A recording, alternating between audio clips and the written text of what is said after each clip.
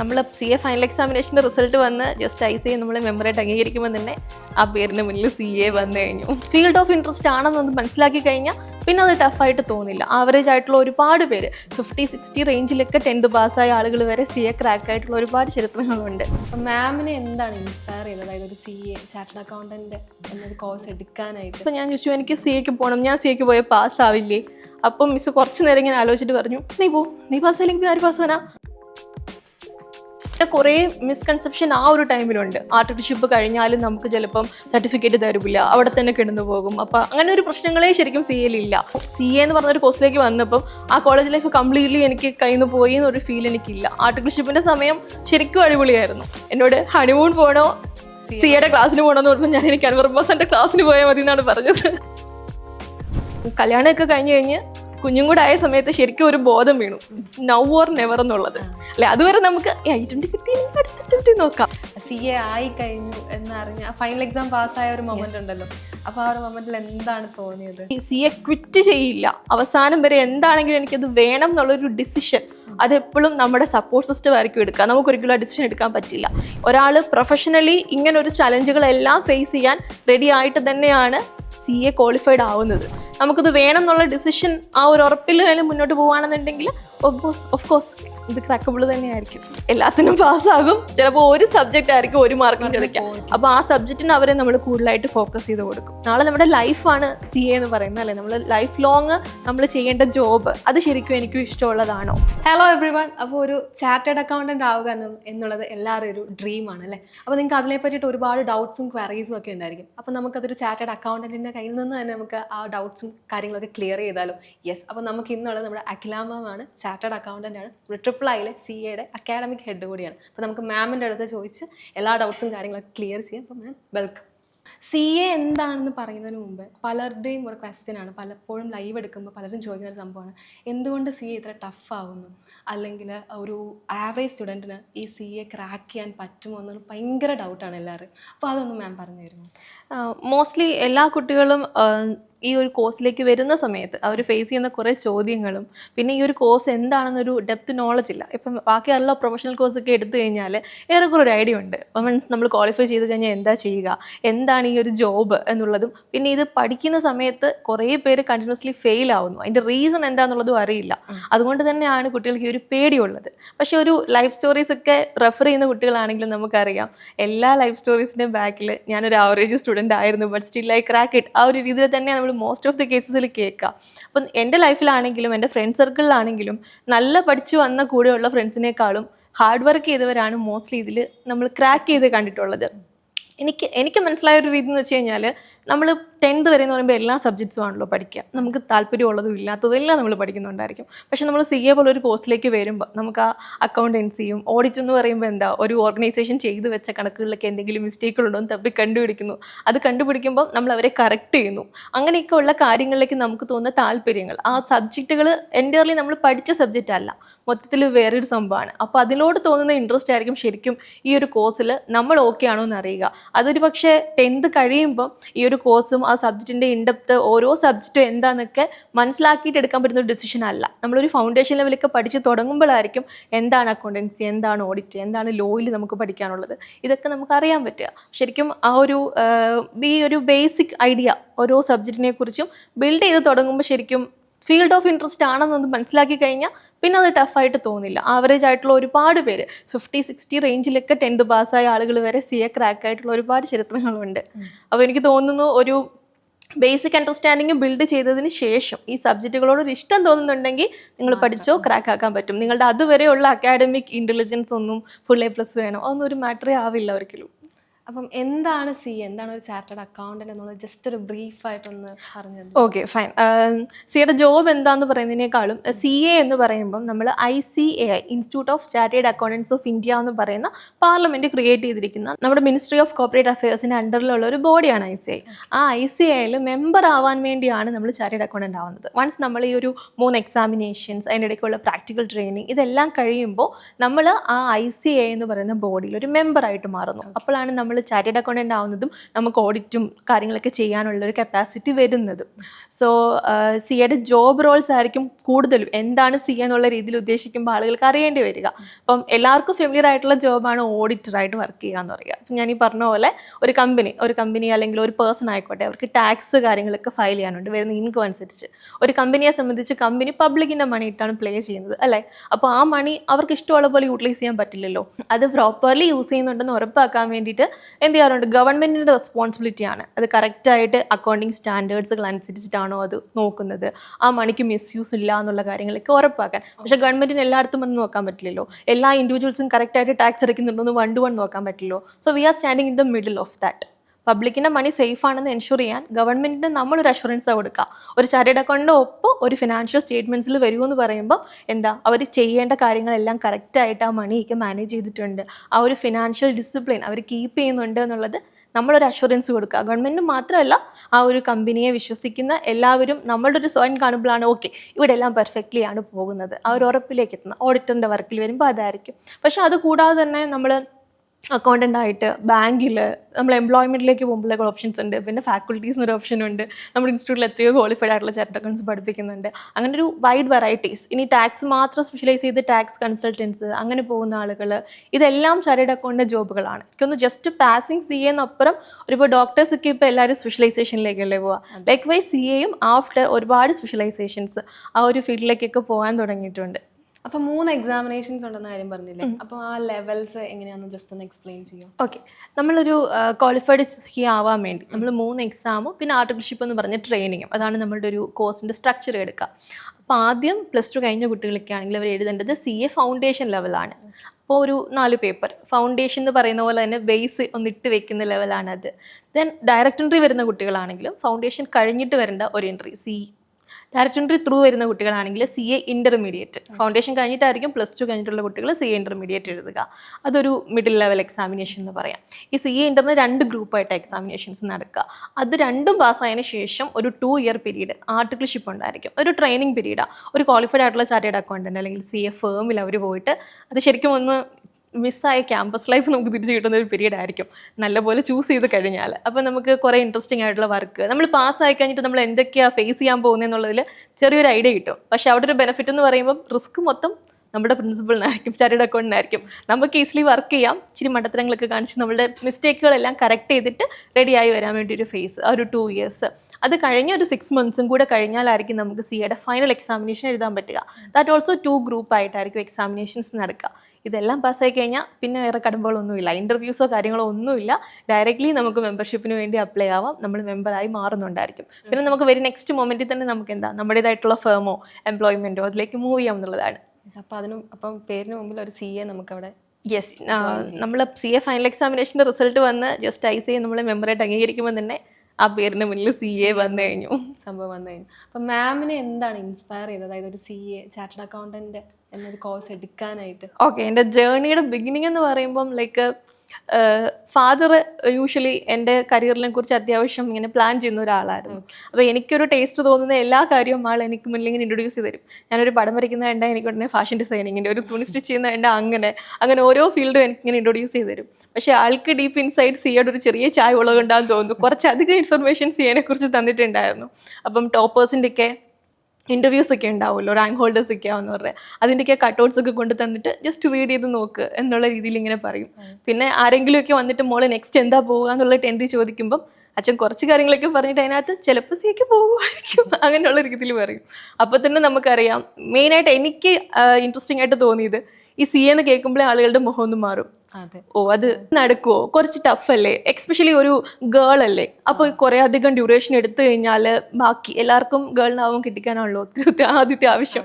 അപ്പോൾ അങ്ങനെ ഒരു പ്രശ്നങ്ങളില്ലേ, അതുമല്ലാതെ ഈസി അല്ല, ഒരുപാട് തവണ റിപ്പീറ്റ് ചെയ്യേണ്ടി വരും. പിന്നെ കുറേ മിസ്കൺസെപ്ഷൻ ആ ഒരു ടൈമിലുണ്ട്. ആർട്ടിക്കിൾഷിപ്പ് കഴിഞ്ഞാലും നമുക്ക് ചിലപ്പം സർട്ടിഫിക്കറ്റ് തരില്ല, അവിടെ തന്നെ കിടന്നു പോകും. അപ്പോൾ അങ്ങനെ ഒരു പ്രശ്നങ്ങളെ ശരിക്കും CAയിലില്ല.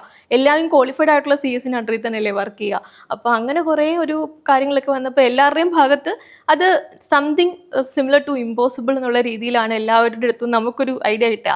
അപ്പം ബേസിക്കലി എല്ലാവരുടെയും മനസ്സിന്റെ ഉള്ളിലുണ്ടല്ലോ ആരെങ്കിലും ചെയ്യില്ലെന്ന് പറയുന്ന കാര്യങ്ങൾ ചെയ്യാനും ചെയ്ത് കാണിക്കാനും ഉള്ളൊരു താല്പര്യം. കാരണം പല സ്റ്റുഡൻസിനും ഇപ്പൊ അവർ ആദ്യം ചോദിക്കുന്നത് എന്ത് CA ടഫാണ്, എന്നെ കൊണ്ട് പറ്റുമോ എന്ന് പലരും അങ്ങനെ ചോദിക്കുന്നതിന് കാരണം അപ്പൊ ശരിക്കും അതാണ് ഒരു ഈ പബ്ലിക്കിന്റെ കയ്യിൽ നിന്ന് കിട്ടുന്ന ഒരു ഇംപ്രഷൻ അതാണ്, ദിസ് ഇസ് സംതിങ് ഹാർഡ്. അപ്പം എൻ്റെ കൂടെ ആണെങ്കിലും 10th കഴിഞ്ഞപ്പം ഒരു 4-5 ഫ്രണ്ട്സ് ഞങ്ങൾ എല്ലാവരും CAക്ക് വരണം എന്ന് പറഞ്ഞ് ഡിസൈഡ് ചെയ്തതാണ്. പക്ഷെ ഈ ഒരു ഇൻഫ്ലുവൻസ് കാരണം ലാസ്റ്റ് ഞാൻ ഒരാൾ മാത്രമാണ് 10th ലെവലിൽ നിന്ന് CAക്ക് വന്നത്. അപ്പം അവരും കൂടെ ലാസ്റ്റ് അലോട്ട്മെന്റിന്റെ സമയത്ത് മാറി, ഇതിന് പോയാൽ പഠിപ്പിസ്റ്റായി പോകും, ലൈഫ് ഇല്ലാണ്ടായി പോകും, ക്യാമ്പസ് ലൈഫ് ഇല്ല, ഭയങ്കര ഡ്രൈ ആകും, നീ ബുജ്ജിയായി പോകും എന്നൊക്കെ പറഞ്ഞ് അവരും കുറെ ഇതാക്കി. അപ്പം ഒന്ന് ഈ ഒരു അച്ഛൻ്റെ താല്പര്യം ഒരു സൈഡിലുണ്ട്, പിന്നെ എല്ലാവരും പറ്റില്ല എന്ന് പറയുമ്പോൾ എന്നാ ഒന്ന് ചെയ്ത് കാണിക്കാം എന്നുള്ളൊരു താല്പര്യമുണ്ട്. അപ്പോൾ അതാണ് ഒരു മെയിൻ തിങ്. എനിക്ക് CA വേണമെന്ന് തോന്നാനുള്ളത് അങ്ങനെ എല്ലാവർക്കും പോസിബിൾ അല്ലെങ്കിൽ ഒന്ന് നോക്കിയാലോ എന്ന് വിചാരിച്ചു. ഓക്കെ. അപ്പം 10th കഴിഞ്ഞിട്ട് മാം പോയെന്ന് പറഞ്ഞു. അപ്പം 10th കഴിഞ്ഞ് നമുക്ക് ചെയ്യാനാവോ? അതിന്റെ ബെനിഫിറ്റ്സ് എന്തൊക്കെയായിരിക്കും? എനിക്കും ആക്ച്വലി 10th കഴിഞ്ഞാൽ ഉടനെ CA കോഴ്സിന് രജിസ്റ്റർ ചെയ്യാം, +1 +2 കൂടെ പഠിക്കാമെന്നൊന്നും ഒരു ഐഡിയ ഉണ്ടായിരുന്നില്ല. അപ്പോൾ ജസ്റ്റ് കൊമേഴ്സ് എടുക്കാനുള്ള റീസൺ ഞാൻ 10th തന്നെ CA എന്നുള്ള ഡിസിഷൻ എടുത്തത് കൊണ്ട് തന്നെയാണ്. അപ്പോൾ ഈ പറഞ്ഞ പ്രശ്നങ്ങൾ ഇങ്ങനെ നിൽക്കുകയാണ്. ഒരു CAയിലേക്ക് വരുമ്പോഴുള്ള മേജർ ചലഞ്ച് എന്ന് പറയുന്നത് നമുക്ക് തന്നെ ഭയങ്കര ഡൗട്ടാണ്. ഈ ഒന്ന് തുടങ്ങി വെക്കാനാണ് ആദ്യത്തെ പാട്. ഇതെനിക്ക് പറ്റുമോ? തുടങ്ങിക്കഴിഞ്ഞാൽ എനിക്ക് തോന്നുന്നു പിന്നെ ആ ഒരു ചലഞ്ച് വരുന്നത് ഫൈനൽ ലെവലിലാണ്. എന്നുവെച്ചാൽ 1-2 തവണ നമ്മൾ എക്സാം എടുക്കേണ്ടി വരുമ്പോൾ ശരിക്കും ഇത് എനിക്കുള്ളതാണോ, എന്നെക്കൊണ്ട് പറ്റുമോ എന്നൊരു സെൽഫ് ഡൗട്ടിൻ്റെ ഒരു എലമെൻറ്റും കൂടെ വരും. തുടക്കത്തിൽ എനിക്ക് തോന്നുന്നു ഇങ്ങനെ കുറേ ഡൗട്ടുകൾ വന്ന സമയത്ത് എക്സ്പെഷ്യലി എൻ്റെ ഫ്രണ്ട്സ് എല്ലാവരും വിഡ്രോ ചെയ്ത് ഇങ്ങനെ നിന്നപ്പം എൻ്റെ 10th ക്ലാസ് ടീച്ചറിനോട് ഞാൻ പോയി ചോദിച്ചിട്ടുണ്ട്. അതിനോട് ചോദിച്ചു, നീ എന്തിനാ കൊമേഴ്സ് എടുത്ത്, സയൻസ് ഓപ്ഷനുള്ളപ്പോൾ എന്താ എടുത്ത്, എന്നോട് ദേഷ്യപ്പെടുക ചെയ്തത്. അപ്പോൾ ഞാൻ പറഞ്ഞു എനിക്ക് കൊമേഴ്സ് CAക്ക് പോകാൻ വേണ്ടിയാണ്. അപ്പം മിസ്സും ഇങ്ങനെ ഒന്ന് സ്റ്റക്കായിട്ടാണ് നിന്ന് കുറച്ച് നേരം. അത് കഴിഞ്ഞപ്പോൾ ഞാൻ ചോദിച്ചു എനിക്ക് CAക്ക് പോകണം, ഞാൻ CAക്ക് പോയാൽ പാസ്സാവില്ലേ? അപ്പം മിസ്സ് കുറച്ച് നേരം ഇങ്ങനെ ആലോചിച്ചിട്ട് പറഞ്ഞു, നീ പാസ്സായില്ലെങ്കിൽ പിന്നെ ആര് പാസ്സാനാ? ആ ഒരു മൊമെന്റിൽ മാത്രമാണ് ഞാൻ CA എനിക്ക് പറ്റുമോ ഇല്ലയോ എന്നുള്ള ചോദ്യം ആദ്യമായിട്ട് ഒരാളോട് ചോദിച്ചതും പിന്നെ ഞാൻ ആരോടും ചോദിച്ചിട്ടില്ല. ആക്ച്വലി എൻ്റെ മിസ്സിന് ചിലപ്പോൾ അറിയില്ലായിരിക്കും, മിസ്സ് പറഞ്ഞിട്ടാണ് ഞാൻ ഇതിലൊക്കെ ഡിസൈഡ് ചെയ്തെന്നുള്ളത്. പക്ഷെ അത് ശരിക്കും ഞാൻ ഇപ്പോൾ ആലോചിക്കുമ്പം അത് solid reason why I start CA എന്നുള്ളത് മിസ്സിൻ്റെ ആ ഒരു വേർഡ്സാണ്. എന്നെക്കൊണ്ട് പറ്റില്ലെങ്കിൽ പിന്നെ ആർക്ക് പറ്റും എന്നുള്ളത്. അപ്പോൾ അത് ശരിക്കും ഒരു ഇൻട്രസ്റ്റിംഗ് ആയിട്ടുള്ള മൊമെൻ്റാണ് ആ ഒരു ബിഗിനിങ് എന്ന് പറയും. അപ്പോൾ ഒരു 10th കഴിഞ്ഞ് എടുക്കുന്നതാണോ നല്ലത്, നമ്മൾ അതിൽ പഠിക്കുന്നതാണോ സ്റ്റാർട്ട് ചെയ്യുന്നതാണോ നല്ലത്, അതോ +2 കഴിഞ്ഞ് സ്റ്റാർട്ട് ചെയ്യുന്നതാണോ? ഇപ്പോഴത്തെ മൊമെന്റിൽ ശരിക്കും ഞാൻ പറഞ്ഞില്ല, എനിക്ക് അറിയില്ലാത്തതുകൊണ്ടാണ്. അല്ലെങ്കിൽ ഞാനും 10th കഴിയുമ്പോൾ തന്നെ ആ ഒരു ജേർണി സ്റ്റാർട്ട് ചെയ്ത് വെച്ചേനെ. അപ്പോൾ ശരിക്കും നോക്കിക്കഴിഞ്ഞാൽ 10th കൂടെ നമ്മളിപ്പോൾ സിലബസ് കമ്പാരിസനൊക്കെ ഇപ്പം അക്കാഡമിക്കിൽ നമ്മുടെ ഒരു ജോബിൻ്റെ പർപ്പസിനൊക്കെയായിട്ട് എടുത്ത് നോക്കുമ്പോൾ മോസ്റ്റ്ലി ഒരു കൊമേഴ്സ് പഠിക്കുന്ന കുട്ടി, എക്സ്പെഷ്യലി ഞാനൊക്കെ കൊമേഴ്സ് വിത്ത് മാത്സ് ഓപ്ഷൻ പഠിച്ച ആളാണ്. അപ്പോൾ ആ ഒരു പേപ്പറും ഉണ്ട്, ബാക്കി കൊമേഴ്സിൻ്റെ പേപ്പേഴ്സും ഉണ്ട്. ഒരു 60% നമുക്ക് ഒരുപോലെ കൊണ്ടുപോകാൻ പറ്റും. പിന്നെ നമ്മൾ 10th നമ്മൾ ഒരു 12th ലെവലിലൊക്കെ നമ്മൾ അക്കൗണ്ടൻസി പഠിക്കുന്ന ഒരു രീതിയെ നമ്മൾ മാറുവാണ്.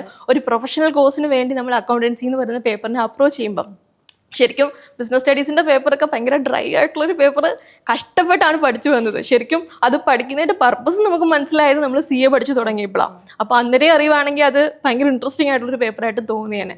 അപ്പോൾ ഓഫ് കോഴ്സ് 10th കഴിയുമ്പോൾ തന്നെ സ്റ്റാർട്ട് ചെയ്യുക. അതിലും 12th വെയിറ്റ് ചെയ്യാതെ 11th 12th 2 ഇയർ കോഴ്സായിട്ട് എടുത്ത് പോവുകയാണെങ്കിൽ ഈ +1 +2 പഠനം ഭയങ്കര ഇൻട്രസ്റ്റിംഗ് ആയിരിക്കും എന്നാണ് എനിക്ക് തോന്നുന്നത്.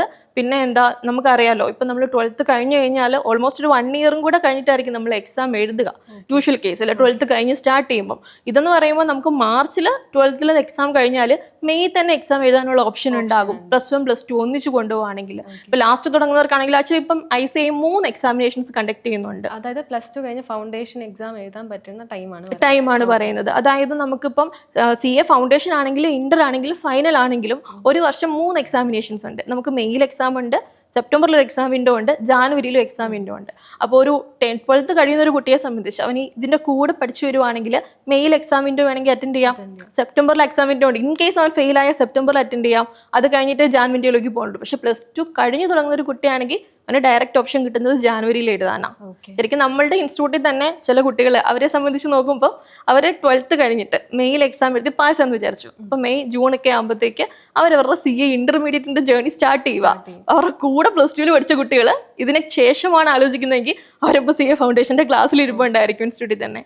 അപ്പോൾ ശരിക്കും ആ ഒരു അഡ്വാൻറ്റേജ് നമുക്ക് അതിനുള്ള കപ്പാസിറ്റി ഉണ്ടോ ഇല്ലയോ എന്നുള്ളത് നമ്മൾ തുടങ്ങിയാലേ അറിയത്തുള്ളൂ. തുടങ്ങി നോക്കുന്നതുകൊണ്ട് ഒരു കുഴപ്പമില്ലല്ലോ, നഷ്ടങ്ങളൊന്നും വരാനില്ല. അപ്പോൾ പറ്റും, കൂടെ കൊണ്ടുപോകാൻ പറ്റും, നമുക്ക് ആ സിലബസ് കമ്പയർ ചെയ്ത് ഒന്നിച്ച് പ്ലാൻ ചെയ്ത് പോകാൻ പറ്റുന്നുണ്ടെങ്കിൽ ഓഫ് കോഴ്സ് ട്രൈ ചെയ്ത് നോക്കുക എന്നുള്ളതാണ്. ശ്രമിച്ചിട്ട് പറ്റുന്നില്ലെങ്കിൽ വിടുക, 12th കഴിഞ്ഞിട്ട് പിന്നെ നോക്കുക എന്നുള്ള ഡിസിഷൻ എടുക്കുക.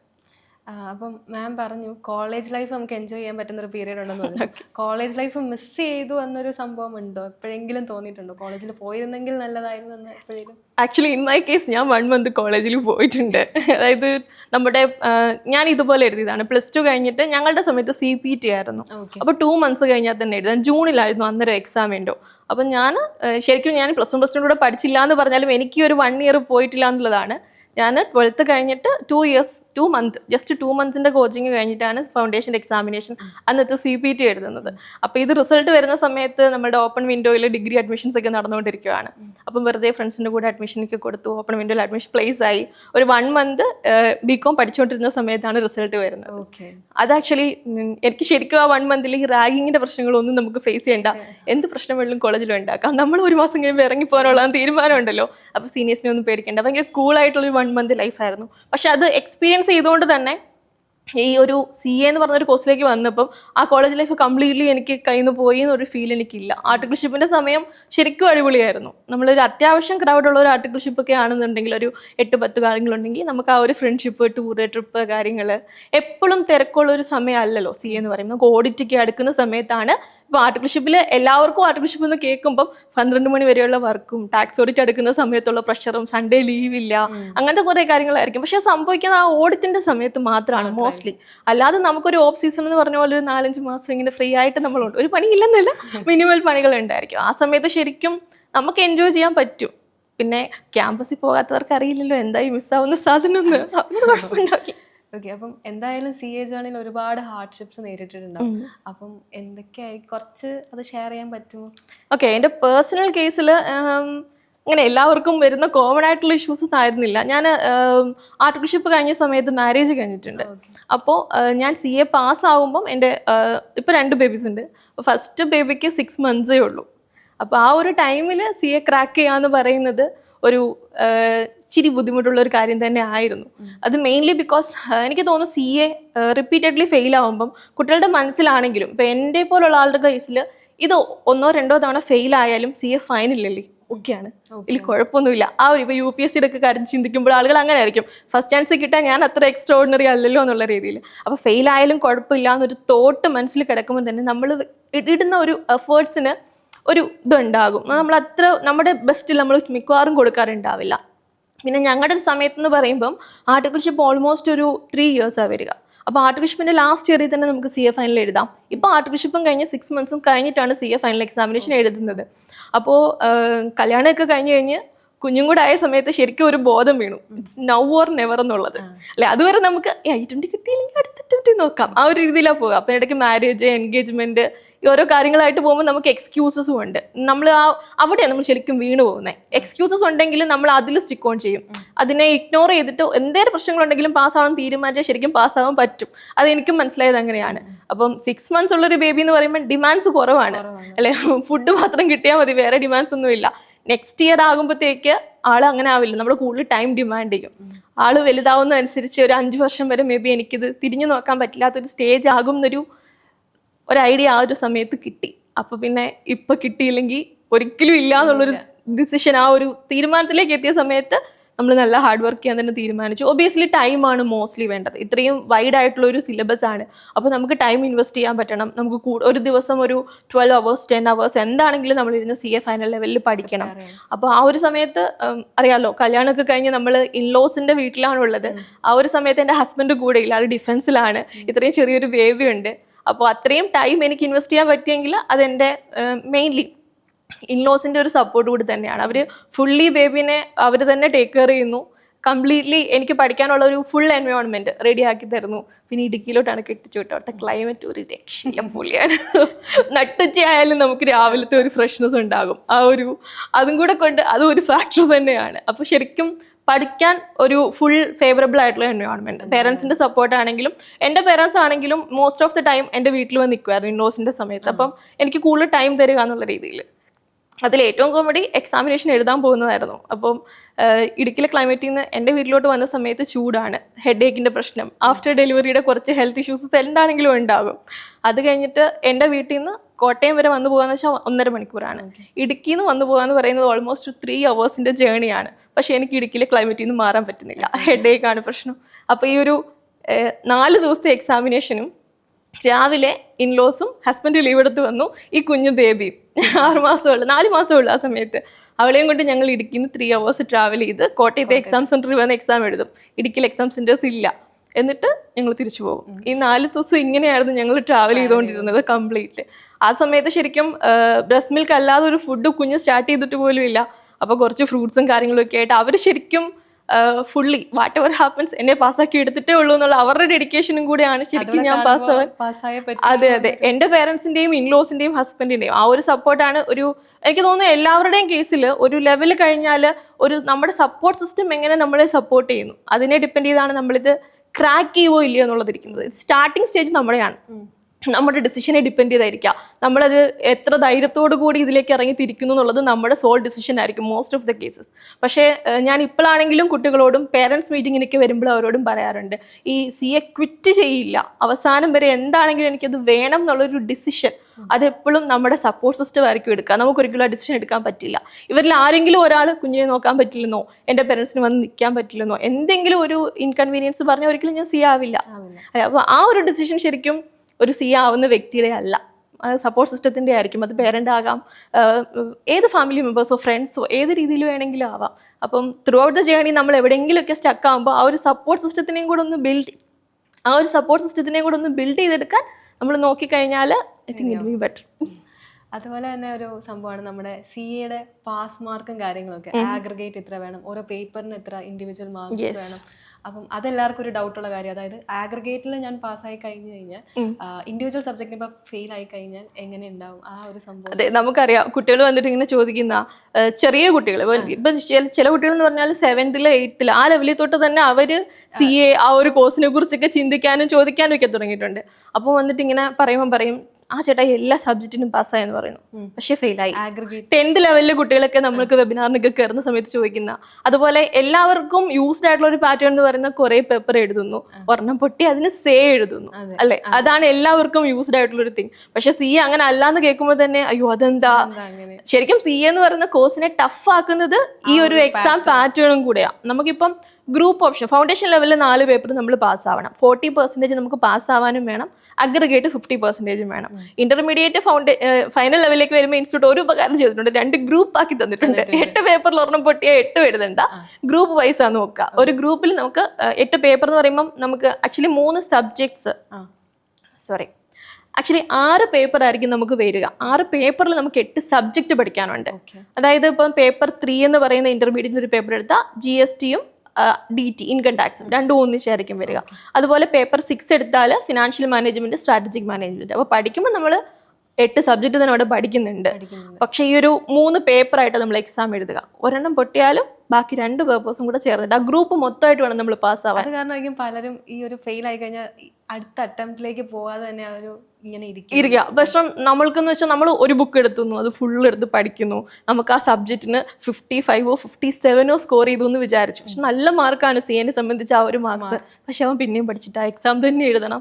ആ ബുക്ക് പിന്നെ ഓപ്പൺ ചെയ്യുന്ന സമയത്ത് നമുക്ക് ശരിക്കും ഒരു ഭയങ്കര ഡീമോട്ടിവേറ്റഡ് ആകും. ആ ഒരു നമ്മുടെ നോട്ട്ബുക്ക് തന്നെ നമ്മളെ ഭയങ്കരമായിട്ട് ഡീമോട്ടിവേറ്റ് ചെയ്യും. ഇത്രയും നല്ല മാർക്ക് സ്കോർ ചെയ്തിട്ട് പിന്നെയും ഞാനിത് പഠിക്കേണ്ടി വരിക, വേറെ ഏതെങ്കിലും ഒരു പൊട്ടിയ പേപ്പർ കാരണമായിരിക്കും സംഭവിക്കുന്നുണ്ടാവുക. പക്ഷെ അപ്പം ഓർക്കേണ്ട ഒരു ഇതെന്ന് പറയുന്നത് CA പോലൊരു പ്രൊഫഷണൽ കോഴ്സ് ഞാൻ തുടക്കത്തിൽ പറഞ്ഞില്ലേ, ഒരു ഇൻ്റർവ്യൂവോ നമ്മുടെ ഒരു പേഴ്സണാലിറ്റിയോ നമ്മുടെ സ്കില്ലോ നമ്മൾ എത്രത്തോളം ഒരു പ്രൊഫഷണലി ക്വാളിഫൈഡ് ആവാൻ ഒരാൾക്ക് വേണ്ട കുറേ കപ്പാസിറ്റീസ് ഉണ്ടല്ലോ, പേഴ്സണൽ കപ്പാസിറ്റി, സ്കില്ല്, അതൊന്നും ടെസ്റ്റ് ചെയ്യുന്നില്ലല്ലോ CA എക്സാമിനേഷന്. ഈ എക്സാംസ് മാത്രമേ എഴുതുന്നുള്ളൂ. ആർട്ടിക്കൽഷിപ്പ് എന്ന് പറഞ്ഞാലും അതിന് ശേഷം ഒരു എക്സാമോ കാര്യങ്ങളോ ഇല്ല, ആ ഒരു എക്സ്പീരിയൻസ് വേണമെന്നുള്ളതേ ഡിമാൻഡ് ചെയ്യുന്നുള്ളൂ. അപ്പം ICAI ശരിക്കും അവരുടെ ഒരു അടിപൊളി സിസ്റ്റം ഓഫ് എക്സാമിനേഷനിലൂടെ ഇത് ഫുള്ള് ആ ഒരു എക്സാമിൽ 3 hours മാത്രമല്ല, ഈ പറയുന്ന ഫെയിലിയേഴ്സ് ഫേസ് ചെയ്യാനും ഇതുപോലുള്ള പ്രശ്നങ്ങൾ തരണം ചെയ്യാനുള്ള എബിലിറ്റി ബിൽഡ് ചെയ്തെടുക്കാനും, ഇനി ഈവൻ ഒരു എക്സാമിനേഷൻ നടന്നാൽ പോലും ആ എക്സാമിന് നമ്മൾ പഠിച്ച കുറേ കാര്യങ്ങൾ മഗ്ഗപ്പ് ചെയ്ത് എഴുതി വെക്കാൻ പറ്റുന്ന കപ്പാസിറ്റി അല്ല ടെസ്റ്റ് ചെയ്യുക. ആ ഒരു 3 hours അവർ ബിൽഡ് ചെയ്യുന്ന സ്ട്രാറ്റജി, ആ എക്സാം എങ്ങനെ എഴുതണം. ഒരിക്കലും ചില എക്സാമിനേഷൻ ഒരിക്കലും ആർക്കും ഫുൾ എഴുതാൻ പറ്റില്ല.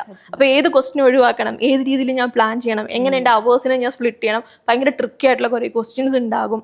അപ്പം ശരിക്കും ഒരാളുടെ പ്രൊഫഷണൽ ആയിട്ടുള്ള കപ്പാസിറ്റീസിനെ ഇൻഡയറക്ട്ലി ടെസ്റ്റ് ചെയ്യുന്ന രീതിയിലാണ് ഈ കോഴ്സ് മൊത്തത്തിൽ ഡിസൈൻ ചെയ്തിട്ടുള്ളത്. എക്സാം ആണെങ്കിലും ഈ പറയുന്ന ഫെയിലിയേഴ്സിൽ നിന്ന് പോകാനുള്ളതാണെങ്കിലും CA ഫൈനലൊക്കെ മൾട്ടിപ്പിൾ ടൈംസ് എഴുതി പാസ്സാവുന്ന കുട്ടികൾ. അപ്പോൾ ശരിക്കും ഒരാൾ പ്രൊഫഷണലി ഇങ്ങനെ ഒരു ചലഞ്ചുകളെല്ലാം ഫേസ് ചെയ്യാൻ റെഡി ആയിട്ട് തന്നെയാണ് CA ക്വാളിഫൈഡ് ആവുന്നത്. പക്ഷെ അത് ചെക്ക് ചെയ്യുന്ന ഒരു ഇന്റർവ്യൂ മെക്കാനിസം ഒന്നുമല്ല, ഈ ഒരു കോഴ്സിന്റെ സ്ട്രക്ചർ തന്നെയാണ് അത് ഫുള്ള് സെറ്റ് ആക്കിയേക്കുന്നത്. അപ്പോൾ അതിൻ്റെ ഒരു ടഫ്നെസ് ആ കോഴ്സിന് ഉണ്ടാകും. പക്ഷെ താല്പര്യത്തോടെ കൂടെ പഠിക്കുന്നു, നമുക്കത് വേണം എന്നുള്ള ഡിസിഷൻ ആ ഒരു ഉറപ്പിൽ മുന്നോട്ട് പോകുകയാണെന്നുണ്ടെങ്കിൽ ഓഫ് കോഴ്സ് ഇത് ക്രാക്കബിൾ തന്നെയായിരിക്കും. അതുപോലെ തന്നെ ഇന്റർമീഡിയറ്റ് ലെവലിൽ ഗ്രൂപ്പ് 1 ഗ്രൂപ്പ് 2 ഉണ്ടെന്ന് പറഞ്ഞില്ല. അപ്പം ഈ 2 ഗ്രൂപ്പ് ഒരുമിച്ച് എഴുതണം, അത് നമുക്ക് രണ്ടായിട്ട് തന്നെ എഴുതാം, കുഴപ്പമില്ല. ബോത്ത് എഴുതുന്ന പാസ്സാകുമ്പോൾ ചില ബെനിഫിറ്റുകളുണ്ട്. അതായത് ഇപ്പം നമുക്കറിയാം 50% ഞാൻ ഒരു ക്രൈറ്റീരിയ പറഞ്ഞില്ല, അഗ്രഗേറ്റ്. അപ്പൊ എല്ലാ സബ്ജക്റ്റിനും 40 മേളിൽ വന്നു. അതുകൂടാതെ മൊത്തത്തിൽ കൂട്ടുമ്പോൾ നമുക്ക് മൊത്തത്തിൽ ആ 3 പേപ്പറിന്റെയും കൂടെ ആവറേജ് 50ക്ക് മേളിൽ വരണം. അപ്പോൾ 150 നമ്മൾ നോക്കുവാണെങ്കിൽ ഓക്കെ 150 മാർക്സ് എന്നുള്ള രീതിയിൽ വരുവാന്ന് വിചാരിച്ചു. അപ്പൊ ഗ്രൂപ്പ് 2 വരുമ്പോഴത്തേക്ക് ഇവിടെ നമുക്ക് 150 എന്നുള്ളത് 160 കിട്ടിയെന്ന് വിചാരിച്ചു. ഗ്രൂപ്പ് 2 നമുക്കത് 150 വരണം. അപ്പൊ ഒരു 140 വന്നെങ്കിൽ ഈ ഒരു എക്സ്ട്രാ 10 നമുക്ക് ക്യാരി ഫോർവേഡ് ചെയ്യാം. മൊത്തത്തിൽ നമുക്ക് 50% കിട്ടിയാൽ മതി, 2 ഗ്രൂപ്പിനെയും കൂടെ സമയം എടുക്കുമ്പോൾ. ബോത്ത് എഴുതുമ്പോൾ അങ്ങനെ ഒരു ബെനിഫിറ്റും ഉണ്ട്. അങ്ങനെ ആ ഒരു ബെനിഫിറ്റ് കിട്ടി പാസ്സാവുന്ന ഒത്തിരി പേരുണ്ട്. എനിക്കൊന്ന് ഈ ലാസ്റ്റ് റീസൺ എക്സാമിനേഷന് 20 മാർക്സ് അങ്ങനെ ക്യാരി ഫോർവേഡ് ചെയ്തു. അപ്പോൾ സെക്കൻഡ് ഗ്രൂപ്പ് ശരിക്കും 130 മാർക്കേ ഉള്ളൂ, ബട്ട് ഷീ ക്രാക്ക്ഡ് ഇറ്റ്. അപ്പോൾ നോക്കി ജസ്റ്റ് ഓരോ സബ്ജക്റ്റും പാസ്സായത് മാത്രമേ ഉള്ളൂ. അപ്പൊ ആ ഒരു ബെനിഫിറ്റിന് വേണ്ടി എഴുതുന്ന കുട്ടികളും ഉണ്ട്. പിന്നെ നമുക്ക് ഒത്തിരി ടഫാണ്, നമ്മുടെ കയ്യിൽ നിൽക്കുന്നില്ല എന്ന് തോന്നുവാണെങ്കിൽ എടുക്കുക ഗ്രൂപ്പ് 1 ഗ്രൂപ്പ് 2. 3 മന്ത്സിന്റെ ഗ്യാപ്പല്ലേ വരുന്നുള്ളൂ എക്സാംസ് തമ്മിൽ. അപ്പൊ പിന്നെ ബെറ്റർ, അധികം ഡ്യൂറേഷൻ ഒന്നും എടുക്കില്ല, 1 ഇയർ നഷ്ടമൊന്നും ആവാൻ പോകുന്നില്ലല്ലോ, ഒന്ന് സ്പ്ലിറ്റ് ചെയ്തതിന്റെ പേരിൽ അങ്ങനെയും ചൂസ് ചെയ്യാം. ഈ ഒരു ഇന്റർമീഡിയറ്റ് ലെവൽ കഴിഞ്ഞിട്ടാണ് നമുക്ക് ഇന്റേൺഷിപ്പും കാര്യങ്ങളും ആർട്ടിക്കൽഷിപ്പ് വരുന്നത്. അതിനുശേഷം 2 ഗ്രൂപ്പും പാസ്സായാലും ഇപ്പൊ നമുക്ക് ആർട്ടിക്കൽഷിപ്പ് ചെയ്യാൻ പറ്റുള്ളൂ. അത് 6 months വരും. ആർട്ടിക്കൽഷിപ്പ് 2 years ഉണ്ട്. യെസ്, 2 years കഴിഞ്ഞിട്ട് ഒരു 6 months കൂടെ കഴിഞ്ഞിട്ടായിരിക്കും നമ്മൾ ഫൈനലിന്റെ എക്സാമിനേഷൻ എഴുതുക എന്നുള്ളതാണ്. യെസ്. അപ്പം മാമിൻ്റെ ആ ഒരു CA പീരീഡിൻ്റെ നല്ല മൊമെന്റ്സ് എന്തായിരിക്കും? അതായത് CA ആയി കഴിഞ്ഞു എന്നറിഞ്ഞ ഫൈനൽ എക്സാം പാസ്സായ ഒരു മൊമെന്റ് ഉണ്ടല്ലോ, അപ്പോൾ ആ ഒരു മൊമെന്റിൽ എന്താണ് തോന്നിയത്? അത് ശരിക്കും എനിക്ക് തോന്നുന്നു എന്നെ പോലെ മൾട്ടിപ്പിൾ അറ്റംപ്റ്റ് എടുത്ത ഒരാളെ സംബന്ധിച്ച് ഫൈനൽ പാസ്സായി എന്ന് അറിയുമ്പോൾ തോന്നുന്നത് ശരിക്കും എൻ്റെ ദൈവമേ തീർന്നു കിട്ടിയില്ലോ എന്നായിരിക്കും. വേറെ ഒന്നിനെ കുറിച്ച് നമ്മൾ ശരിക്കും ആലോചിക്കില്ല. ഇനി ഈ സ്ട്രഗിൾ ഇല്ലല്ലോ, ഞാൻ ഈ വരച്ച് ഹൈലൈറ്റ് ചെയ്ത് നശിപ്പിച്ച് വെച്ചിരിക്കുന്ന എൻ്റെ ടെക്സ്റ്റ് ബുക്കുകൾ എനിക്കിനി ഓപ്പൺ ചെയ്യണ്ടല്ലോ. ആദ്യം നമ്മളുടെ കൂടെ ഇങ്ങനെ എവിടെയൊക്കെ ട്രാവൽ ചെയ്താലും കൂടെ ഉണ്ടാവുക ഒരു ബണ്ടിൽ ഓഫ് ബുക്കുകളായിരിക്കും. അതിനോടൊന്ന് ബൈ പറയാനായിരിക്കും നമുക്ക് ഏറ്റവും കൂടുതൽ ആഗ്രഹിക്കുക. കാരണം ഭയങ്കര കുറേ കാര്യങ്ങൾ നമ്മൾ വേണ്ടെന്ന് വെക്കും നാച്ചുറലി. ഞാൻ പക്ഷേ ഫോളോ ചെയ്തിരുന്ന ഒരു പ്രിൻസിപ്പിൾ എന്ന് പറഞ്ഞാൽ കംപ്ലീറ്റ്ലി പഠിത്തം മാത്രം എന്ന് പറഞ്ഞാൽ എനിക്ക് ഭയങ്കര റിഗ്രറ്റ് ആയിരിക്കും. അപ്പോൾ എന്നാണേലും ഒരു ദിവസം ഒരു 1 hour ഞാൻ ഗാർഡനിങ്ങോ കുക്കിങ്ങോ അങ്ങനെ എന്തെങ്കിലും എനിക്ക് ഇഷ്ടമുള്ള കാര്യങ്ങൾ അതിനുവേണ്ടി അങ്ങ് ചെയ്തുകൊണ്ടിരിക്കുമായിരുന്നു. പക്ഷെ അത് ഭയങ്കര ലിമിറ്റഡ് ടൈം ആയിട്ടാണ് തോന്നുക. എനിക്കൊരു 100 കാര്യം ചെയ്യാൻ തോന്നുമ്പോഴായിരിക്കും ഞാൻ ഈ 1 hour ഒരു കാര്യം ചെയ്യുക. അപ്പോൾ എനിക്ക് വേറെ കുറേ കാര്യങ്ങൾ ചെയ്യാൻ വേണ്ടി ഞാൻ ഇങ്ങനെ സമയം വരും അപ്പൊ ചെയ്യാം, ആ ഒരു രീതിയിലായിരിക്കാം. അപ്പൊ റിസൾട്ട് വന്ന മൊമെന്റിൽ നമ്മുടെ മനസ്സിൽ എന്തൊക്കെ ചെയ്യണം എന്നുള്ളതായിരിക്കും. ഇത് നിർത്തി ഇനി വേറെ കുറേ കാര്യങ്ങൾ ചെയ്യണം. പക്ഷെ നമ്മൾ ഒന്നും ചെയ്യില്ല. നമുക്ക് ശരിക്കും ഒന്ന് ഫ്രീ ആയിട്ട് ഒന്നുമില്ലാതെ ഒരു വലിയ ഭാരം മനസ്സിൽ നിന്ന് പോയൊരു ഫീൽ ആയിരിക്കും. അപ്പൊ ഇനി ഒന്നും ഇതിനെക്കുറിച്ച് ചിന്തിക്കണ്ടല്ലോ, അതാണ് ഏറ്റവും ഭയങ്കര പ്രൗഡായിരുന്നു. അതെനിക്ക് തോന്നുന്നു പേരൻസ് ആയിരിക്കും. പേരൻസ് ഭയങ്കര പ്രൗഡായിരിക്കും. ഒരു എന്തുണ്ടാവില്ല എന്നെ കൊണ്ട് പറ്റി. അതായത് എനിക്ക് തോന്നുന്നു മിക്കവാറും അറ്റംപ്റ്റുകൾ എടുക്കുന്ന സമയത്ത് നമ്മൾ 2-3 മാർക്സിൻ്റെ ആയിരിക്കും പോവുക. അപ്പൊ എന്നെ കൊണ്ട് പറ്റാഞ്ഞിട്ടല്ല, എനിക്ക് നല്ല ബോധ്യമുണ്ട്. പക്ഷെ എന്താ പറയാ, ലക്കിന്റെ ഫാക്ടർ ഓരോരുത്തർ എടുക്കുന്ന രീതിയും വേറെ. അതായത് എന്നെ കൊണ്ട് 2 മാർക്സിന് പോയല്ലോ എന്ന് ചിലർ ചിന്തിക്കുന്നുണ്ടായിരിക്കും. ചിലർ വിചാരിക്കും എന്നെ കൊണ്ട് പറ്റും, 2 മാർക്സിനല്ലേ പോയുള്ളൂ. അങ്ങനെ രണ്ട് രീതിയിലുണ്ടായിരിക്കും. ആക്ച്വലി എനിക്ക് അങ്ങനെ എക്സാം എടുത്ത് ഇങ്ങനെ ഒരു സബ്ജക്റ്റിനൊക്കെ ആയിട്ട് ചെറിയ മാർക്സിനൊക്കെ ഫെയിൽ ആവുന്ന സമയത്ത് ഞാൻ ഡീമോട്ടിവേറ്റഡ് ആവാറുണ്ട്. അപ്പോൾ ആ സമയത്തെല്ലാം മോസ്റ്റ്ലി എന്നെ ഹെൽപ്പ് ചെയ്യുന്നത് എൻ്റെ ബ്രദറാണ്. എനിക്കിപ്പം ഞാൻ സ്റ്റക്ക് ആയാലും അവനെ ആയിരിക്കും വിളിക്കുന്നുണ്ടാവുക. അപ്പോൾ അവന് ശരിക്കും എന്നെ കൺവിൻസ് ചെയ്യാൻ പറ്റുന്ന എന്തെങ്കിലും ഒരു പോയിന്റ് ഉണ്ടായിരിക്കും. ഈ പറഞ്ഞ പോലെ നിന്നെ കൊണ്ട് പറ്റാഞ്ഞിട്ടല്ലോ, 2 മാർക്കല്ലേ, 2 മാർക്ക് കൂടെ കിട്ടിയ നീ CA അല്ലായിരുന്നോ? അപ്പം അതിലെന്താ വ്യത്യാസമുള്ളത്? 2 മാർക്ക് എങ്ങനെയാണ് നമ്മളെ ഡിസൈഡ് ചെയ്യാൻ പറ്റുക?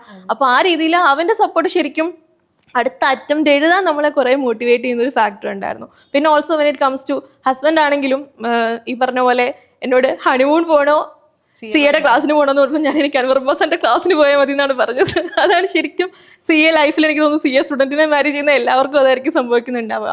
അപ്പം ശരിക്കും ഞങ്ങളുടെ കല്യാണം കഴിഞ്ഞിട്ട് നേരെ എനിക്ക് പോയത് അൻവർ അബ്ബാസിന്റെ ക്ലാസ്സിനായിരുന്നു. അപ്പം അങ്ങനെയുള്ള കാര്യങ്ങൾ വരുമ്പോഴും ആൾ കുറേ ട്രാവൽ ചെയ്യാനും അങ്ങനത്തെ കാര്യങ്ങളൊക്കെ ഇഷ്ടപ്പെടുന്ന ആളായിരുന്നു. ഇതിനൊന്നും എന്നെ കിട്ടാറില്ല. ഫുള്ള് ഞാൻ ഈ പഠിത്തം അങ്ങനത്തെ കാര്യങ്ങളിലേക്കായിരിക്കും പോകുന്നുണ്ടാവുക. ബട്ട് സ്റ്റിൽ ആളും കമ്മ്യൂണിക്കേറ്റ് ചെയ്യുന്ന ഒരു രീതി എന്ന് പറയുന്നത് ആൾ ഏൺ ചെയ്യുന്നത് എൻ്റെയും എൻ്റെ അല്ലെങ്കിൽ എനിക്ക് കുട്ടികളായി കഴിയുമ്പോഴും ഞങ്ങളുടെ ഹാപ്പിനെസ്സിന് വേണ്ടി സ്പെൻഡ് ചെയ്യാനല്ലേ. നിനക്ക് ഹാപ്പിനെസ് പഠിക്കുന്നതാണെങ്കിൽ അതിനുവേണ്ടി സ്പെൻഡ് ചെയ്യാൻ ആൾ ഹാപ്പിയാണ്, അത്രേ ഉള്ളൂ. അല്ലാതെ അത് ട്രിപ്പ് ആവണമെന്നൊന്നും നിർബന്ധമില്ല. എനിക്ക് സന്തോഷം അതാണെങ്കിൽ അത് ചെയ്തു, അത്രേ ഉള്ളൂ. അപ്പം നമുക്കൊരു ഭയങ്കര എന്താ സാറ്റിസ്ഫാക്ഷൻ ആണ്. കുഴപ്പമില്ല, ഞാൻ ആരെയും നമ്മൾ ഒരാളെ ബുദ്ധിമുട്ടിക്കുന്നു എന്നുള്ള ഫീലാണ് എനിക്ക് തോന്നുന്നു കുറേയും കൂടെ നമ്മുടെ ജേണി മുന്നോട്ട് പോകുമ്പോൾ നമ്മളെ സ്ട്രഗിളിലാക്കുന്നത്. ഞാൻ കാരണം പേരൻസ് ടെൻസ്ഡ് ആണ്, ഞാൻ കാരണം അവരുടെ ഫണ്ട് കുറേ സ്പെൻഡ് ആവുന്നുണ്ട്, ഇതൊക്കെ ആവശ്യമില്ലാത്ത കുറേ ചിന്തകളാണ് മെയിൻലി. അപ്പോൾ അവർ ആ ഫീല് നമുക്ക് ഒട്ടും തരുന്നില്ല എന്നുണ്ടെങ്കിൽ നമ്മളും കംഫർട്ടബിളി അങ്ങ് പോകുന്നുണ്ടായിരിക്കും. നമ്മൾ ട്രിപ്പിളായി CA സ്റ്റുഡൻസിന് വേണ്ടി എന്തൊക്കെ കാര്യങ്ങളാണ് പ്രൊവൈഡ് ചെയ്യുന്നത്, ജസ്റ്റ് ഒന്ന് എക്സ്പ്ലെയിൻ ചെയ്തു തരാം. ഓക്കെ, അതിനു മുമ്പ് ഞാൻ ട്രിപ്പിളിലേക്ക് വന്നൊരു ജേണിയുടെ കാര്യം പറയാം. ലൈക്ക് ഞാൻ ആക്ച്വലി ഇൻഡിപെൻഡൻ്റ്ലി പഠിപ്പിക്കാൻ തുടങ്ങിയ ആളാണ്. അപ്പോൾ ലോ എന്ന് പറയുന്നൊരു പേപ്പർ ആദ്യമായിട്ട് ഞാനൊരു ഇൻസ്റ്റിറ്റ്യൂട്ടിൽ പോയപ്പം ജസ്റ്റ് പഠിപ്പിച്ചു തുടങ്ങി. അപ്പോൾ എനിക്ക് അതിനോട് ഭയങ്കര ഇഷ്ടം തോന്നി. യെസ്, ആക്ച്വലി ടീച്ച് ചെയ്യുന്ന കാര്യം ഇങ്ങനെ പറഞ്ഞപ്പം ബേബി ഉള്ളത് കൊണ്ട് തന്നെ എനിക്കൊരു ഫുൾ ടൈം എംപ്ലോയ്മെന്റിലേക്ക് പോകാൻ പറ്റില്ല. അപ്പോൾ എൻ്റെ ഒരു ഫ്രണ്ട് ജോബിൻ സാർ, ട്രിപ്പിളിൽ ജോബിൻ സാർ തന്നെയാണ് എന്നോട് പറഞ്ഞത്, ജസ്റ്റ് ഒന്ന് എന്തെങ്കിലും ഒരു സബ്ജക്റ്റ് ഒന്ന് പഠിപ്പിച്ച് നോക്കുക. അതാകുമ്പോൾ മന്ത്ലി 2-3 ക്ലാസ്സിൽ പോയാൽ മതി, ഒരു കംപ്ലീറ്റ്ലി ഒന്നും ചെയ്യാതിരിക്കുന്ന ഫീലും ഇല്ല, കുഞ്ഞിൻ്റെ കൂടെ മെജോറിറ്റി ടൈം സ്പെൻഡ് ചെയ്യുകയും ചെയ്യാം. അപ്പം ബൈ ചാൻസ് ആണ് എനിക്ക് ലോ എന്ന് പറഞ്ഞൊരു പേപ്പർ പഠിപ്പിക്കാൻ അവസരം കിട്ടുന്നത്. അവിടെ ചെന്നപ്പോഴും ഞാൻ മൻസാറിനോട് പറഞ്ഞത്, എനിക്ക് പഠിപ്പിക്കാൻ അറിയാമെന്ന് എനിക്കറിയില്ല, എനിക്കൊരു ക്ലൂ ഇല്ല, ഫ്രണ്ട്സിന് വല്ലതും പറഞ്ഞു കൊടുക്കും എന്നുള്ളത് മാത്രമേ ഉള്ളൂ. പക്ഷെ ഫസ്റ്റ് ഡേ ക്ലാസ് കഴിഞ്ഞപ്പോൾ തന്നെ സ്റ്റുഡൻസിൻ്റെ കയ്യിൽ നിന്ന് കിട്ടിയ ഫീഡ്ബാക്ക് അടിപൊളിയായിരുന്നു. എനിക്ക് ഇങ്ങനെ വർത്താനം പറഞ്ഞുകൊണ്ടിരിക്കാൻ ഭയങ്കര ഇഷ്ടമാണ്, ഇപ്പോൾ കാണുന്ന പോലെ. അപ്പം സ്റ്റുഡൻസിനും ആ ഒരു ഫ്ലോയിൽ കാര്യങ്ങൾ പോയപ്പോൾ അവർക്കും ഇഷ്ടമായിരുന്നു. ക്ലാസ് കഴിഞ്ഞ സമയത്ത് സ്റ്റുഡൻസിൻ്റെ കയ്യിൽ നിന്ന് കിട്ടിയ ഒരു ഫീഡ്ബാക്ക് കാര്യങ്ങൾ അത് ഭയങ്കരമായിട്ട് തന്നെ അങ്ങ് ഈ ഒരു പ്രൊഫഷനിലേക്ക് ഭയങ്കര ഇഷ്ടം തോന്നി. ഈവൻ നമ്മൾ ഫീഡ്ബാക്ക് ഹോമൊക്കെ കൊടുക്കുമ്പം ഒരു 5-6 കുട്ടികൾ ഞങ്ങളുടെ അംബീഷൻ മാറ്റി, ഞങ്ങൾക്ക് ഇനി ഒരു ഫാക്കൾട്ടി ആയാൽ മതി മിസ്സിനെ പോലെ. അത് നമുക്ക് ഭയങ്കര സന്തോഷമുള്ളൊരു കാര്യമാണ്. അപ്പോൾ ആ രീതിയിലൊക്കെ വന്നു കഴിഞ്ഞപ്പോഴത്തേക്ക് ഓക്കെ, ക്ലാസ് കൊടുക്കണം. അപ്പം കോവിഡ് വന്നു, പ്ലാനെല്ലാം ചേഞ്ച് ആയി. ആ ഒരു ടൈമിൽ കംപ്ലീറ്റ്ലി ഓൺലൈനിലേക്ക് ക്ലാസ് മാറി. അപ്പം നമുക്ക് ഈ ഒരു ക്ലാസ്സിൽ നിന്ന് കിട്ടുന്ന ഒരു ഇന്ററാക്ഷൻ, ആ ഒരു പോസിറ്റീവ് വൈബ് അധികം കിട്ടത്തില്ല. പക്ഷെ എന്നാലും കുട്ടികൾ പഠിക്കുന്നുണ്ട്, നമ്മുടെ കുട്ടികൾക്ക് നല്ല മാർക്സ് കിട്ടി പാസ് ആവുന്നുണ്ട്. ആ ഒരു സംഭവമൊക്കെ ഭയങ്കര അട്രാക്റ്റീവായിട്ട് തോന്നിയപ്പോൾ. അപ്പോൾ പക്ഷേ എന്ന് വെച്ചാൽ ഞാൻ അവിടെ ഫേസ് ചെയ്തൊരു ഇഷ്യൂ, വെറുതെ ഒരു നല്ലൊരു ക്ലാസ് മാത്രം കുട്ടികൾക്ക് കൊടുത്തുകൊണ്ടിരുന്നാൽ റിസൾട്ട് ആക്കാൻ പറ്റുന്നൊരു സംഭവമല്ല CA എന്ന് പറയുന്നത്. ക്ലാസ് വേണം, പ്രോപ്പറായിട്ട് പ്രാക്ടീസ് വേണം, അവർക്ക് ക്വസ്റ്റ്യൻസും ആൻസേഴ്സും കാര്യങ്ങൾ കൊടുക്കാൻ പറ്റണം, അവർക്ക് പ്രാക്ടീസ് ചെയ്യാൻ പറ്റുന്ന MCQs ഒക്കെ പ്രാക്ടീസ് ചെയ്യാൻ പറ്റുന്ന പ്ലാറ്റ്ഫോമുകൾ അവൈലബിൾ ആക്കി കൊടുക്കണം. പക്ഷെ ഇതൊന്നും ചെയ്യാൻ ഒരാൾ ഇൻഡിവിജ്വലി വിചാരിച്ചാൽ നടക്കത്തില്ല. അപ്പം ക്ലാസ് കൊടുത്തിട്ടും നമുക്ക് ക്ലാസ്സിൽ നല്ല കപ്പാസിറ്റിയിൽ പഠിക്കുന്നു, കാര്യങ്ങൾ മനസ്സിലാക്കുന്നു എന്നറിയുന്ന ചില കുട്ടികൾ അവർ പാസ്സാവുന്നില്ല എന്ന് കാണുമ്പോൾ നമുക്ക് കറക്റ്റ് അവിടുത്തെ ഉള്ളൂ ഷോർട്ട് ഫോൾ അറിയാം, എന്തുകൊണ്ടാണ് അവർ പാസ്സാവാത്തത് എന്നുള്ളത്. ആ ഒരു സർവീസ് അത് ഒബ്വിയസ്ലി ഒരു 20-30% ആണ് ഒരു ബെസ്റ്റ് ഫാക്കൾട്ടിക്ക് ഒരു കുട്ടിക്ക് കൊടുക്കാൻ പറ്റുന്ന റിസൾട്ടിലേക്കുള്ള കോൺട്രിബ്യൂഷൻ. ബാക്കി അവൻ്റേതും പിന്നെ ഈ എക്സ്ട്രാ വരുന്ന വർക്കുകളും തന്നെയാണ്.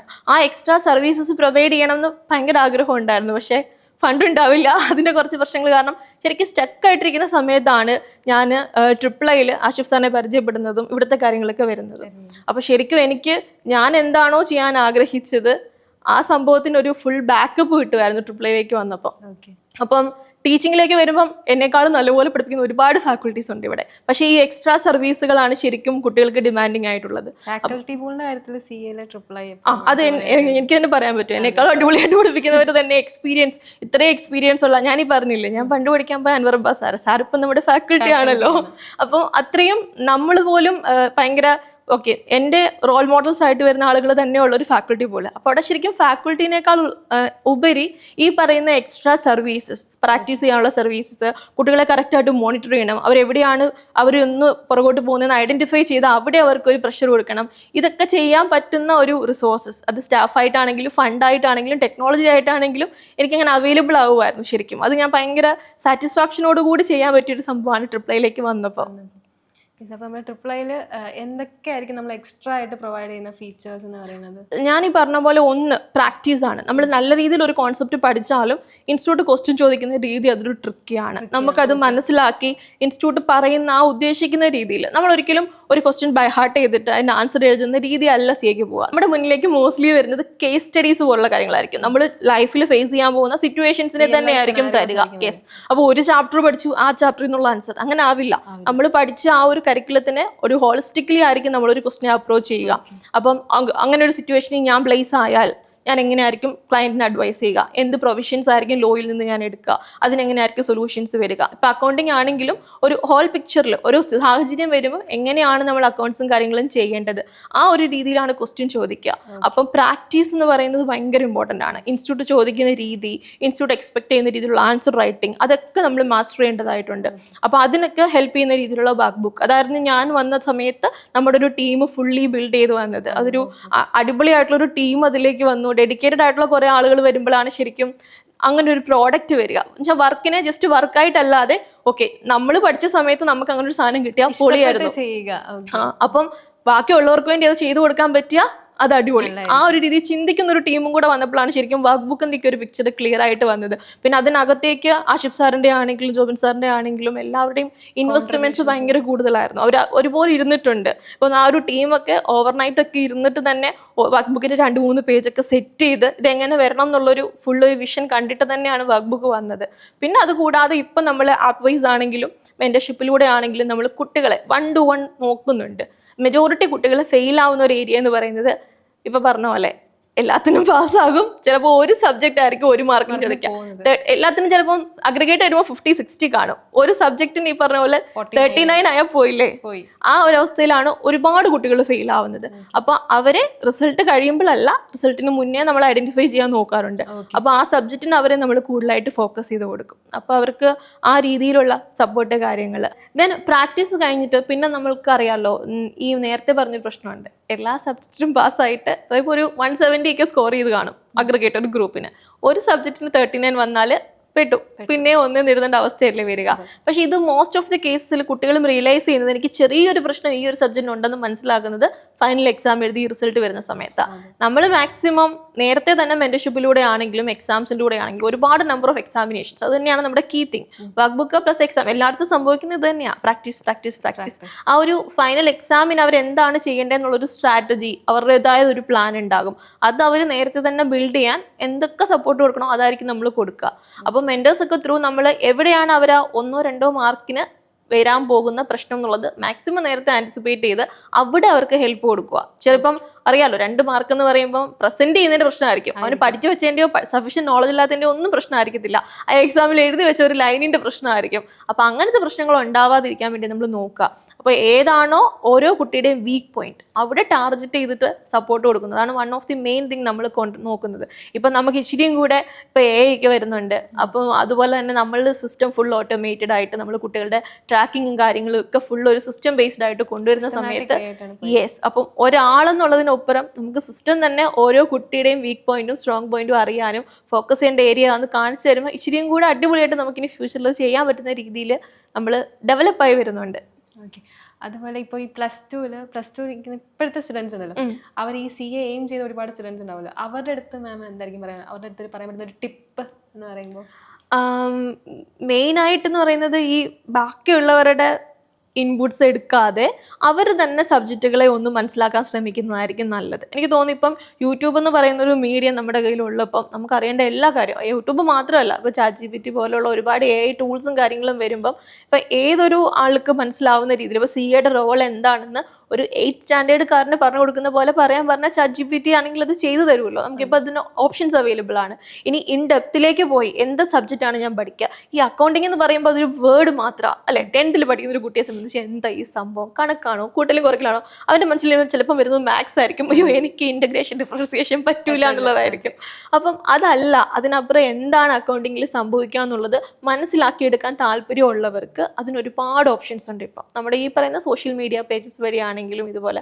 അപ്പം അത് യൂസ് ചെയ്യുക. എന്താണ് അക്കൗണ്ടിങ്, എന്താണ് ഓഡിറ്റിംഗ്, എന്താണ് ഒരു CAയുടെ വർക്ക്. അപ്പം ഇപ്പോൾ പഠിച്ച് പാസ്സാവാനുള്ളൊരു സംഭവം ക്രാക്ക് ചെയ്യാനുള്ള ഇഷ്ടത്തിനപ്പുറം നാളെ നമ്മുടെ ലൈഫാണ് CA എന്ന് പറയുന്നത് അല്ലേ. നമ്മൾ ലൈഫ് ലോങ് നമ്മൾ ചെയ്യേണ്ട ജോബ് അത് ശരിക്കും എനിക്കും ഇഷ്ടമുള്ളതാണോ, ഈ പണി അല്ലെങ്കിൽ എന്തായിരിക്കും ഒരു CA ലൈഫ് ലോങ് ചെയ്യുന്നതെന്ന് അറിഞ്ഞു കഴിയുമ്പോഴായിരിക്കും ഇത്രയും കഷ്ടപ്പെട്ട് ഞാൻ പാസ്സായിട്ട് അതെൻ്റെ ലൈഫിൽ ഫുള്ള് ചെയ്യാൻ എനിക്ക് താല്പര്യമുള്ളതാണോ എന്നൊരു കുട്ടിക്ക് ഡിസൈഡ് ചെയ്യാൻ പറ്റുക. അപ്പോൾ അത് അറിഞ്ഞിട്ട് പോവുക. അല്ലാതെ എന്താണ് കോഴ്സ്, ഇത് ടഫാണോ, എത്ര വർഷം എടുക്കും, എനിക്ക് പെട്ടെന്ന് ക്രാക്ക് ആകാൻ പറ്റുമോ, അതിനേക്കാളൊക്കെ അപ്പുറം എൻ്റെ ലൈഫ് എന്താണ് CA ലൈഫ് എന്നുള്ളത് മനസ്സിലാക്കി എടുത്തിട്ട് ഡിസിഷൻ എടുക്കുക എന്നുള്ളതാണ്. പിന്നെ എനിക്ക് തോന്നുന്നു പ്ലസ് 2 കുട്ടികളെ സംബന്ധിച്ച് മെയിൻ പ്രശ്നം മാത്സ് ഉണ്ട്. അതെ, മാത്സ് ഉണ്ട്. അത് കേൾക്കുമ്പോഴേ അവർ ബാക്കൗട്ട് ചെയ്യാണ്. അപ്പോൾ CAക്ക് പറഞ്ഞാൽ ശരിക്കും ഫൗണ്ടേഷൻ ലെവലിൽ ഒരൊറ്റ പേപ്പർ, അതും 100 മാർക്കിൻ്റെ ഒറ്റ പേപ്പർ പോലും അല്ല, 100 മാർക്സിൻ്റെ ഒരു പേപ്പറിൽ മാത്സും എല്ലാറും സ്റ്റാറ്റിറ്റിക്സ് പിന്നെ എല്ലാവരും എന്ന് പറയുന്നത് റീസണിങ് ആണ്.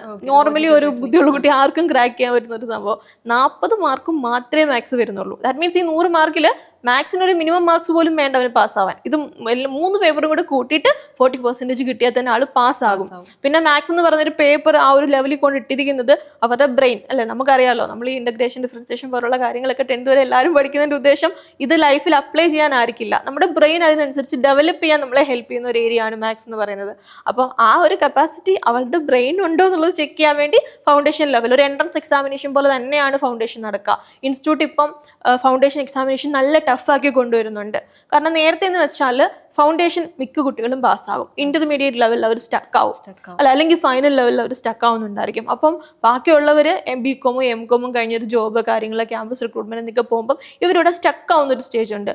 അത് മാറ്റിയിട്ട് ഇപ്പോൾ റീസെന്റ് ഒരു 3-4 ഇയേഴ്സ് ഒക്കെ നമ്മൾ എടുക്കുവാണെങ്കിൽ ഫൗണ്ടേഷൻ എക്സാമിനേഷൻ നല്ല ടഫാക്കിയിട്ടുണ്ട്. പക്ഷെ കുട്ടികളെ സംബന്ധിച്ച് ഫൗണ്ടേഷൻ പാസ്സാവാത്തത് പേടിപ്പിക്കുന്ന ഒരു പരിപാടിയാണ്. പക്ഷെ അതൊരു നല്ല പോസിറ്റീവ് ആയിട്ടുള്ള ഒരു കാര്യം തന്നെയാണ് ഇൻസ്റ്റിറ്റ്യൂട്ട് ചെയ്തേക്കുന്നത്. കാരണം ആ ഒരു ലെവലിൽ 2 months 3 months maximum 6 months spend ചെയ്യുമ്പോൾ അവർക്ക് തന്നെ കാര്യം മനസ്സിലാവും ഈ കോഴ്സ് നമ്മളെ കൊണ്ട് എടുക്കാൻ പറ്റുന്നതാണോ അല്ലയോ എന്നുള്ളത്.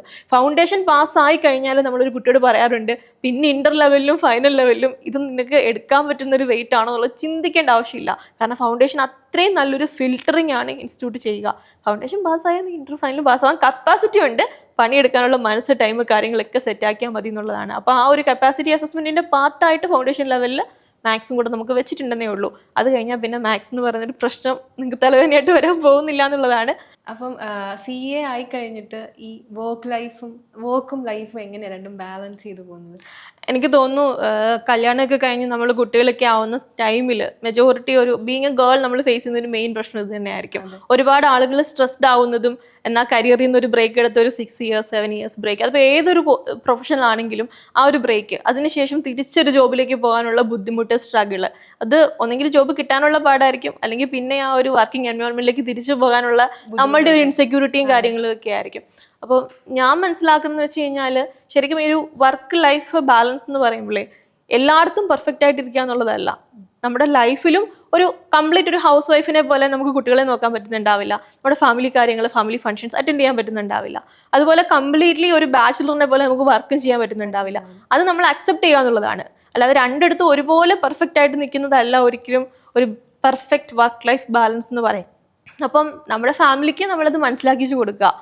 നമ്മൾ വർക്ക് ചെയ്യുമ്പോൾ അവിടെ നമുക്ക് ഇന്ന ഷോർട്ടേജ് ഉണ്ടായിരിക്കും. വർക്കിലും നമ്മുടെ കോവർക്കേഴ്സിനും നമ്മളുടെ ബോസായിട്ട് വരുന്ന ആളുകൾക്കും അത് ഒരു എക്സ്റ്റെൻഡ് വരെ പറഞ്ഞാൽ മനസ്സിലാവുന്ന കാര്യങ്ങൾ തന്നെയാണ് അല്ലെ. അതിനനുസരിച്ച് നമ്മൾ വർക്ക് എടുക്കുക. നമുക്കിപ്പം റവന്യൂ ബേസ്ഡ് ആയിരിക്കുമല്ലോ നമ്മൾ എന്നാണേലും വർക്ക് ചെയ്യുക. അപ്പോൾ ഒരു ഹയർ റവന്യൂവിന് വേണ്ടി നമുക്ക് കൂടുതൽ ടൈം ഇൻവെസ്റ്റ് ചെയ്യേണ്ട ആവശ്യം ഉണ്ടെങ്കിൽ don't go for it. Reasonably കിട്ടുന്ന ഒരു ഏർണിങ്സിൽ നമുക്ക് എടുക്കാൻ പറ്റുന്ന വർക്ക് ലോഡ് എടുക്കുക, ഫാമിലിയിലും നമുക്ക് എടുക്കാൻ പറ്റുന്ന റെസ്പോൺസിബിലിറ്റീസ് മാത്രം എടുക്കുക. ബാക്കിയുള്ളവരെ കാര്യം പറഞ്ഞ് ഓവർ എക്സ്പെക്ടേഷൻ കൊടുത്തിട്ടില്ലേ അത് റീച്ച് ചെയ്യാതിരിക്കുമ്പോൾ നമുക്കൊരു ബുദ്ധിമുട്ട് വരിക. ആ ഒരു രീതിയിൽ നമ്മൾ ലൈഫ് ബാലൻസ് ചെയ്ത് പോയാൽ ഫാമിലി സപ്പോർട്ടും കൂടിയൊക്കെ ഉണ്ടെങ്കിൽ ഇറ്റ്സ് പോസിബിൾ തന്നെയാണ്. അതിൻ്റെ പേരിലൊരു കരിയർ ബ്രേക്കിലേക്കൊന്നും പോകാതിരിക്കുന്നത് തന്നെയാണ് എപ്പോഴും നല്ലതെന്ന് തോന്നുന്നു. അപ്പോൾ ഏകദേശം നമ്മുടെ ഡൗട്ട്സും കാര്യങ്ങളൊക്കെ മാം നമുക്ക് ക്ലിയർ ആക്കി തന്നിട്ടുണ്ട്. അപ്പോൾ thank you so much ma'am. നമ്മുടെ ഇത്രയും ഒരു വാല്യുബിൾ ടൈം നമുക്കായിട്ട് സ്പെൻഡ് ചെയ്യുന്നതിന് താങ്ക് യു സോ മച്ച്. അപ്പം നിങ്ങൾക്ക് ഇനി എന്തെങ്കിലും ഫർദർ ഡൗട്ട്സോ കാര്യങ്ങളുണ്ടെങ്കിൽ താഴത്തെ കമൻറ്റ് ബോക്സിൽ കമൻറ്റ് ചെയ്താൽ മതി. അതിപ്പോൾ CA കുറിച്ചായാലും ACC കുറിച്ചായാലും CS കുറിച്ചായാലും CMA കുറിച്ചായാലും എന്തിനെക്കുറിച്ചായാലും ഡൗട്ട്സ് നിങ്ങൾ താഴത്തെ കമൻറ്റ് ബോക്സിൽ കമൻറ്റ് ചെയ്തോളുക. നമ്മളിതിന് നിങ്ങൾക്ക് ഫർദർ ആയിട്ടുള്ള എല്ലാ ഡീറ്റെയിൽസും കാര്യങ്ങളും നമ്മൾ ഇനി അടുത്തൊരു സെഷനായിട്ട് വരും.